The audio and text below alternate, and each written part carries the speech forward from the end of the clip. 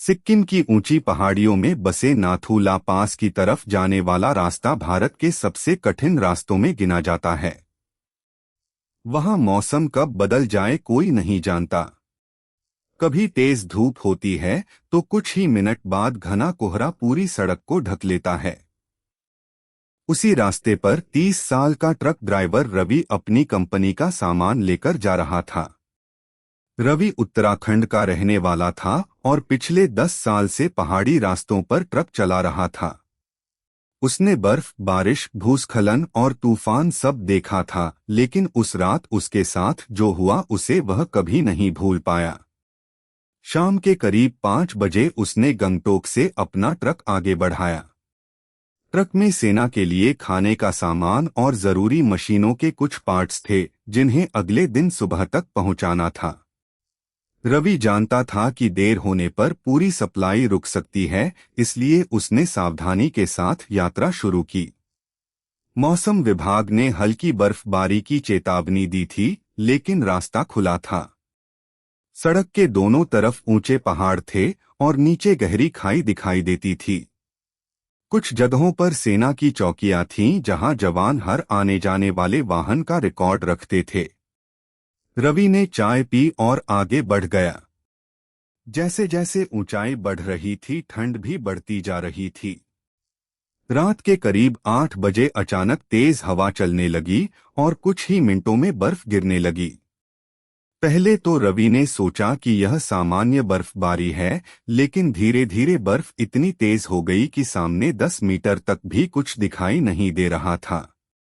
उसने ट्रक की स्पीड बहुत कम कर दी। तभी वायरलेस पर आवाज आई कि आगे मौसम बहुत खराब है और सभी वाहन सुरक्षित जगह पर रुक जाएं। लेकिन रवि जिस जगह था वहां न कोई ढाबा था और न ही कोई पार्किंग।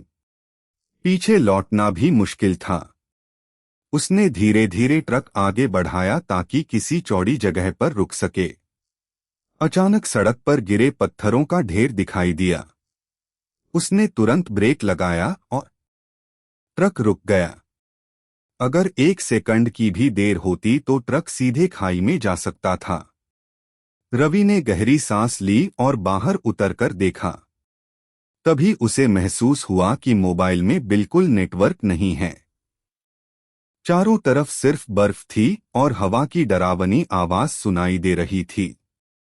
उसने ट्रक का इंजन बंद नहीं किया, क्योंकि इतनी ठंड में इंजन बंद होने पर दोबारा स्टार्ट करना मुश्किल हो सकता था। लगभग आधे घंटे तक वह वहीं बैठा रहा, लेकिन मौसम और खराब होता गया। तभी उसे दूर एक हल्की सी पीली रोशनी दिखाई दी। उसने सोचा शायद कोई छोटा कैंप होगा। उसने टॉर्च उठाई और सावधानी से उस तरफ चल पड़ा। कुछ दूर जाने पर उसे एक पुरानी लकड़ी की झोपड़ी दिखाई दी। दरवाजा आधा खुला था, लेकिन अंदर कोई नहीं था।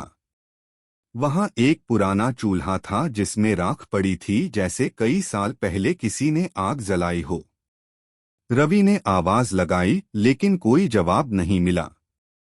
तभी बाहर से किसी के पैरों के बर्फ पर चलने की आवाज आई। वह तुरंत बाहर निकला, लेकिन वहां कोई नहीं था। उसने चारों तरफ टॉर्च घुमाई। सिर्फ उड़ती हुई बर्फ दिखाई दे रही थी। उसे लगा शायद यह उसका भ्रम है। वह वापस ट्रक की तरफ लौट आया। ट्रक के पास पहुंचते ही उसने देखा कि ड्राइवर वाली खिड़की पर किसी ने हाथ रखा हुआ था। वह दौड़कर पास गया, लेकिन वहां सिर्फ बर्फ जमी थी और हाथ का कोई निशान नहीं था। अब रवि थोड़ा घबरा गया। उसने ट्रक के सारे दरवाजे बंद किए और अंदर बैठ गया। रात धीरे धीरे और गहरी होती गई। अचानक ट्रक का रेडियो अपने आप चालू हो गया। उसमें से तेज आवाज आई, लेकिन कोई शब्द समझ नहीं आ रहे थे। रवि ने रेडियो बंद किया, लेकिन कुछ सेकंड बाद वह फिर अपने आप चालू हो गया।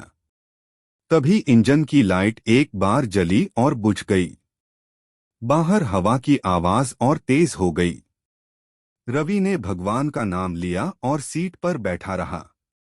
करीब 1 घंटे बाद उसे ऐसा लगा जैसे कोई ट्रक के पीछे चल रहा हो। उसने शीशे से देखा तो धुंध के बीच एक लंबी सी परछाई धीरे धीरे आगे बढ़ रही थी। वह ट्रक के पीछे आई और फिर अचानक गायब हो गई। रवि की धड़कन तेज हो गई। उसने हिम्मत करके हॉर्न बजाया, लेकिन पहाड़ों में सिर्फ उसकी गूंज सुनाई दी। रात के करीब 2 बजे अचानक ट्रक अपने आप हल्का सा हिलने लगा, जैसे किसी ने उसे पीछे से धक्का दिया हो। रवि ने तुरंत इंजन चालू रखा और ब्रेक दबाए रखा। कुछ देर बाद सब शांत हो गया। सुबह होने का इंतजार उसे कई घंटों जितना लंबा लग रहा था। आखिर आसमान थोड़ा साफ होने लगा। सूरज की हल्की रोशनी दिखाई दी। तभी सेना की एक बचाव टीम वहां पहुंची। उन्होंने रवि को सुरक्षित बाहर निकाला। जवानों ने बताया कि रात में भारी बर्फबारी और छोटे भूस्खलन की वजह से पूरा रास्ता बंद हो गया था और कई वाहन अलग अलग जगह फंस गए थे। उन्होंने रवि का ट्रक भी सुरक्षित निकाल लिया। रवि ने उन्हें रात की सारी बातें बताईं, लेकिन जवानों ने कहा कि खराब मौसम, थकान, डर और लगातार तनाव में इंसान को कई बार ऐसी आवाजें और परछाइयां महसूस हो सकती हैं। रवि ने सिर हिला दिया, लेकिन जब वह ट्रक में वापस बैठा तो उसकी नजर डैशबोर्ड पर पड़ी। वहां एक पुराना ऊनी दस्ताना रखा था जो उसका नहीं था। उसने पूरी केबिन देखी, लेकिन ऐसा कोई दस्ताना पहले कभी नहीं था। उसने उसे हाथ में लिया तो वह बर्फ की तरह ठंडा था। उसने तुरंत उसे बाहर फेंक दिया। ट्रक आगे बढ़ गया, लेकिन कुछ किलोमीटर बाद उसने रियर व्यू मिरर में देखा कि सड़क के किनारे वही पुरानी लकड़ी की झोपड़ी खड़ी थी, जबकि सेना के जवानों ने बताया था कि उस इलाके में कई सालों से कोई झोपड़ी बची ही नहीं है, क्योंकि पुरानी बर्फीली आंधी में सब नष्ट हो चुकी थीं। रवि कुछ पल तक पीछे देखता रहा, लेकिन अगले मोड़ पर पहुंचते ही झोपड़ी भी गायब हो गई। उसने फिर कभी उस रास्ते पर रात में अकेले जाने की हिम्मत नहीं की।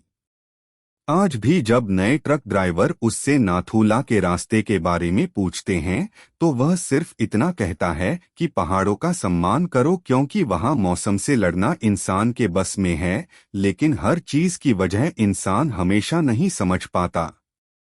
उसके बाद वह चुप हो जाता है और उसकी आंखों में उस बर्फीली रात की याद साफ दिखाई देती है। बचाव दल के साथ सुरक्षित लौटने के बाद रवि ने तय कर लिया था कि वह अब कभी रात में नाथूला की तरफ ट्रक लेकर नहीं जाएगा। लेकिन ट्रक ड्राइवर की जिंदगी आसान नहीं होती। कुछ महीनों बाद उसकी कंपनी को फिर उसी रास्ते से सेना के लिए जरूरी सामान पहुंचाने का ऑर्डर मिला। इस बार कंपनी के मालिक ने साफ कहा कि रवि से बेहतर उस रास्ते को कोई नहीं जानता। पहले तो उसने मना कर दिया, लेकिन बाद में जिम्मेदारी और अपने काम की वजह से वह तैयार हो गया। रवि ने इस बार अपने साथ एक नया हेल्पर रखा जिसका नाम सोनू था। सोनू सिर्फ 22 साल का था और पहली बार सिक्किम की पहाड़ियों में ट्रक लेकर जा रहा था। रवि ने उसे रास्ते के हर खतरे के बारे में बताया, लेकिन पिछली घटना का जिक्र नहीं किया, क्योंकि वह उसे डराना नहीं चाहता था। दोनों सुबह जल्दी गंगटोक से निकले। पूरे दिन मौसम साफ रहा और यात्रा सामान्य लग रही थी। रवि को लगने लगा कि शायद पिछली बार जो कुछ हुआ वह सिर्फ खराब मौसम और डर की वजह से हुआ था। शाम होते होते वे उसी इलाके के पास पहुंच गए जहां महीनों पहले उसका ट्रक फंसा था। रवि ने सड़क की तरफ देखा। वहां अब नई सुरक्षा दीवार बनाई गई थी और भूस्खलन वाले हिस्से को साफ कर दिया गया था। उसने राहत की सांस ली। लेकिन जैसे ही सूरज पहाड़ों के पीछे छिपा, आसमान पर काले बादल घिरने लगे। अचानक तेज हवा चली और कुछ ही मिनटों में फिर से घना कोहरा पूरे रास्ते पर फैल गया। रवि के चेहरे का रंग बदल गया। उसने ट्रक की स्पीड कम कर दी। सोनू ने पूछा कि क्या हुआ, तो रवि ने कहा कि पहाड़ों में मौसम पर कभी भरोसा मत करना। दोनों धीरे धीरे आगे बढ़ने लगे। तभी सोनू ने सामने इशारा करते हुए कहा कि सड़क के किनारे कोई आदमी खड़ा है। रवि ने ध्यान से देखा। सचमुच धुंध के बीच एक आदमी दिखाई दे रहा था जिसने मोटा ऊनी कोट पहन रखा था। वह हाथ उठाकर ट्रक रोकने का इशारा कर रहा था। सोनू बोला कि शायद कोई फंस गया है, लेकिन रवि के मन में अजीब डर पैदा हो गया। उसने ट्रक नहीं रोका और धीरे धीरे आगे बढ़ गया। कुछ सेकंड बाद सोनू ने पीछे मुड़कर देखा तो वह आदमी गायब था।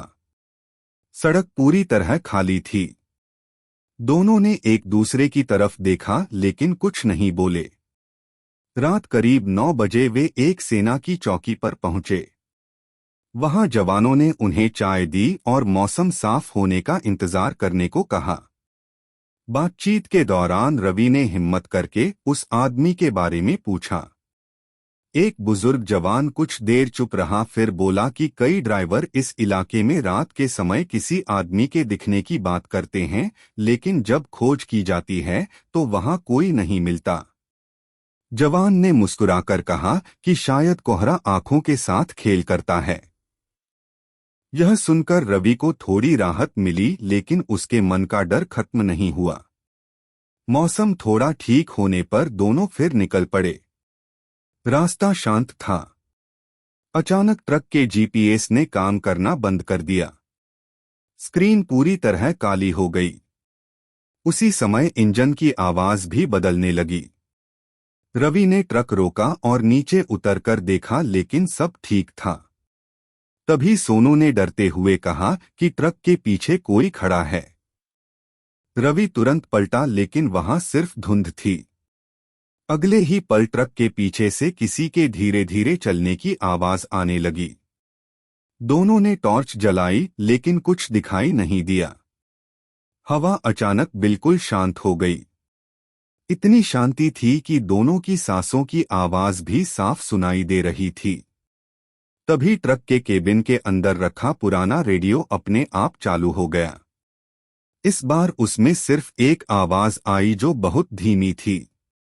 ऐसा लगा जैसे कोई बार बार कह रहा हो, वापस चले जाओ। रवि का शरीर कांप उठा, क्योंकि यही आवाज उसने पिछली यात्रा में भी सुनी थी। उसने तुरंत रेडियो बंद किया और ट्रक स्टार्ट कर दिया। जैसे ही ट्रक आगे बढ़ा, धुंध के बीच कुछ दूरी पर वही पुरानी लकड़ी की झोपड़ी दिखाई दी। रवि ने ब्रेक लगा दिए। उसने सोनू से कहा कि यह झोपड़ी यहाँ नहीं हो सकती, क्योंकि सेना ने बताया था कि यह सालों पहले खत्म हो चुकी है। लेकिन सोनू बोला कि झोपड़ी तो बिल्कुल सामने है। दोनों कुछ पल तक उसे देखते रहे। तभी झोपड़ी का दरवाजा अपने आप खुला और अंदर से हल्की पीली रोशनी बाहर आई। अगले ही पल वहां एक बूढ़ा आदमी दिखाई दिया, जिसने हाथ से उन्हें अंदर आने का इशारा किया। रवि ने बिना एक सेकंड गवाए ट्रक आगे बढ़ा दिया। उसने पीछे मुड़कर भी नहीं देखा। लगभग 10 मिनट बाद वे सेना की अगली चौकी पर पहुंच गए। वहां पहुंचकर दोनों ने राहत की सांस ली। जब उन्होंने जवानों को झोपड़ी के बारे में बताया तो एक अधिकारी ने नक्शा निकालकर दिखाया। उस जगह पर किसी भी तरह की झोपड़ी दर्ज नहीं थी।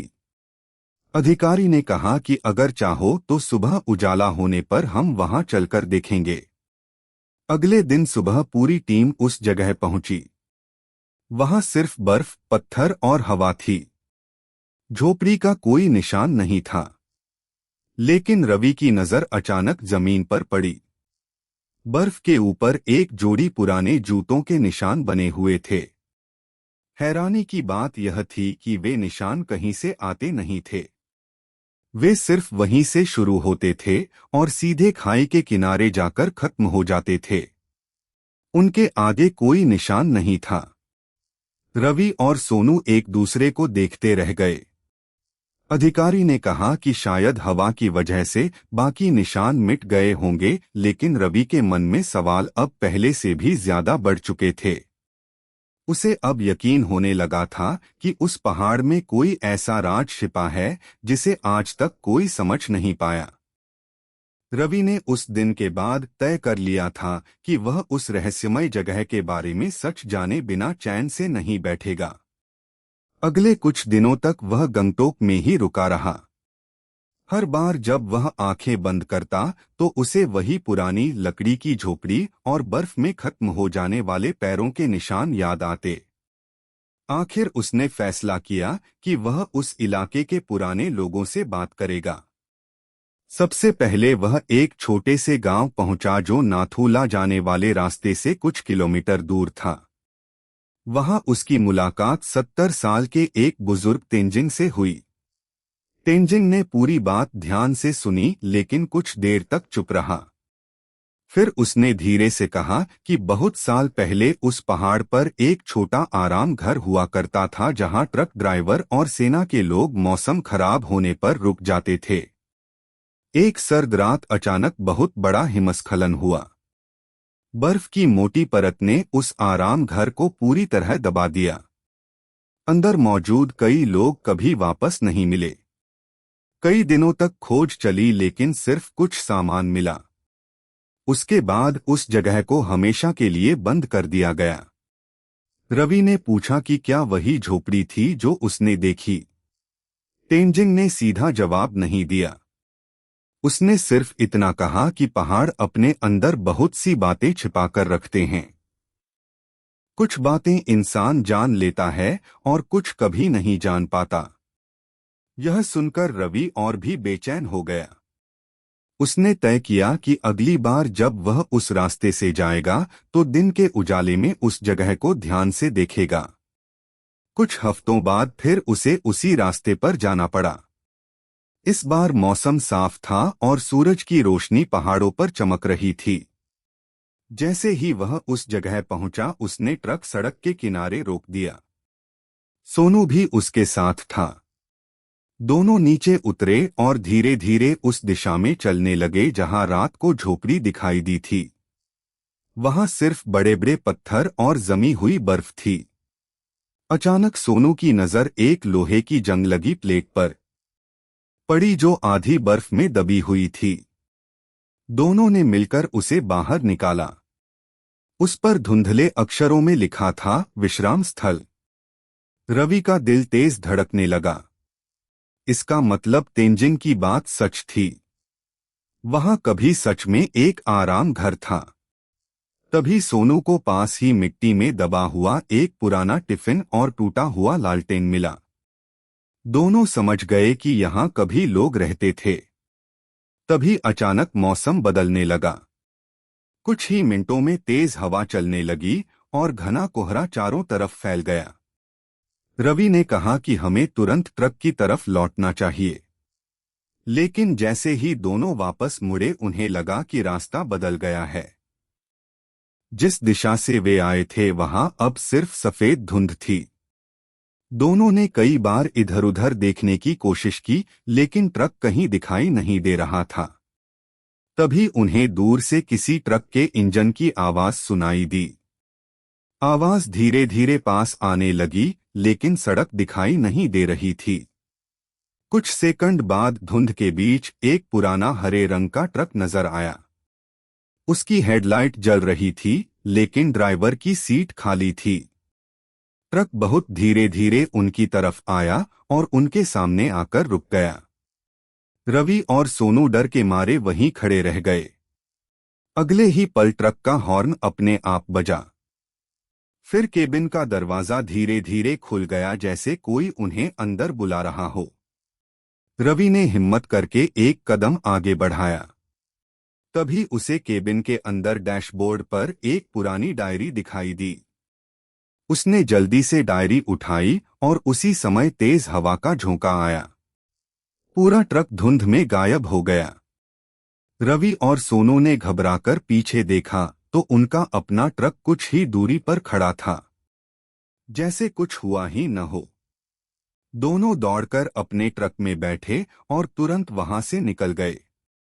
रास्ते में कुछ देर बाद रवि ने वह पुरानी डायरी खोली। पहले कुछ पन्ने भीग चुके थे लेकिन बीच के पन्नों पर साफ लिखा था कि यह डायरी एक ट्रक ड्राइवर महेश की है जो कई साल पहले इसी रास्ते पर फंस गया था। आखिरी पन्ने पर सिर्फ एक ही लाइन लिखी थी, अगर यह डायरी किसी को मिले तो मेरे परिवार को बता देना कि मैंने आखिरी दम तक हार नहीं मानी। यह पढ़कर रवि की आंखें भर आईं। लेकिन सबसे हैरान करने वाली बात अभी बाकी थी। डायरी के आखिरी पन्ने में एक पुरानी तस्वीर रखी थी। तस्वीर में 5 लोग आराम घर के सामने खड़े थे। उनमें से एक आदमी बिल्कुल वैसा ही दिख रहा था जैसा व्यक्ति कुछ दिन पहले धुंध में ट्रक रोकने का इशारा कर रहा था। रवि ने तस्वीर को ध्यान से देखा और उसके हाथ कांपने लगे।